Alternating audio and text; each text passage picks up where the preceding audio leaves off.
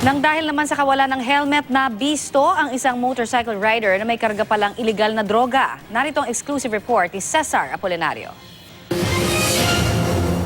Hindi naka-helmet kaya nasita sa checkpoint sa Barangay Commonwealth, Quezon City ang 34 na taong gulang na sospek na nakilalang si Ramil Gulawe. Nabuking din na hindi rehistrado ang minamaneho nitong motor. Aligagaraw ang sospek kaya napansin ang baril na nasa tagiliran. Kaya nang inspeksyonin ang motor, Residence po nung ating kasamang pulis, yung motor, tumambat po rin yung dalang drugs na hindi po konti, talagang medyo marami. bukod sa tinatayang halos 50,000 pisong halaga ng hinihinalang shabu at peking baril, nakumpiska rin ang isang weighing scale at ilang shabu paraphernalia. Kurtin lang magpuliwanag dyan.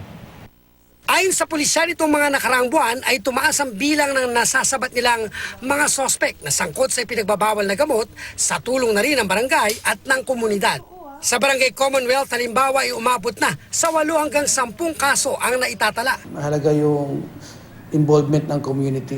Yung kampanya sa illegal na droga, mas malaki ang magagawa kung nakikipagtulungan sila sa kapulisan. Lahat ng ito ay nakasuhan na sa korte. Para sa unang balita, Cesar Apolinario reporting.